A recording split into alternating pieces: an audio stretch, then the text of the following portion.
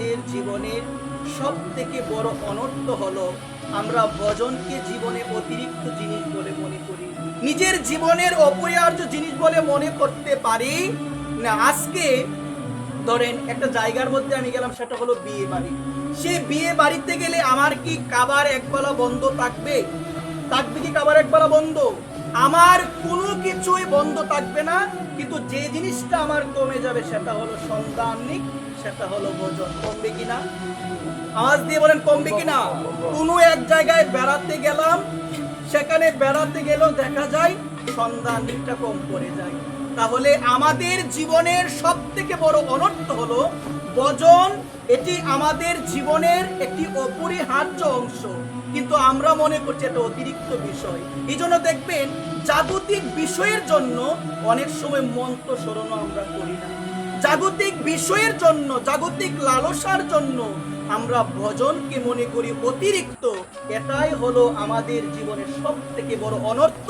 আমরা এতদিন পাঠ শোনার পরও ভজনকে নিজের জীবনের অপরিহার্য অংশ বলে এখনো আমরা স্বীকার করতে পারি। ভজন এটি আমার জীবনের অপরিহার্য অংশ। আমি যে কোনো জায়গায় যাই না কেন, দীক্ষিত ব্যক্তি মাত্রই করণীয় অর্চন তাকে করতে হবে, গোবিন্দ চরণে পুষ্প তুলসী পত্র দিতে হবে, সন্ধ্যা আহ্নিক করতে হবে, তুলসী গাছে জল দিতে হবে, তারপরে গ্রহণ করতে হবে। দীক্ষিত ব্যক্তি হয়ে যদি 3 দিন যদি আমি নিত্য নিয়ম পরিত্যাগ করে দেই, আমার সেই মন্ত্র আর ফলবতী হবে না। গুরুদেবের কাছ থেকে যে মন্ত্রটা নিয়েছি আমি, নেওয়ার পরে 3 দিন বাবা, 3 দিন নিত্য নিয়ম, সন্ধ্যা আহ্নিক নাই। এক জায়গায় বেড়াতে গেলে 3 দিন কি 7 দিনও বন্ধ হয়ে যায়।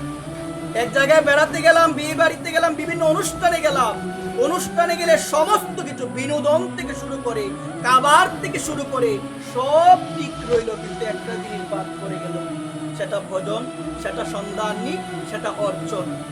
শাস্ত্র বললেন 3 দিন কেউ যদি নিত্য নিয়ম পরিত্যাগ করে দেয়, তার সেই মন্ত্র আর ফলবতী হবে না। শাস্ত্র বললেন ওই ব্যক্তির জন্য, ওই ভক্তের জন্য করণীয় হলো আবার পুনরায় গুরুদেবের কাছ থেকে মন্ত্র নিতে হবে, পুনরায় নিতে হবে। অথবা গুরুদেব তিনি যদি উপস্থিত না থাকে সশরীরে, কোনো গুরু ভাইয়ের কাছ থেকে পুনরায় সেই মন্ত্র আবার আহরণ করতে হবে, অন্যথায় কাজে দিবে না। বাবা, জীবনের সব থেকে অনর্থ এটাই, আমরা ভজনকে নিজের জীবনের একটি প্রয়োজনীয় দিক এখনো মনে করতে পারি।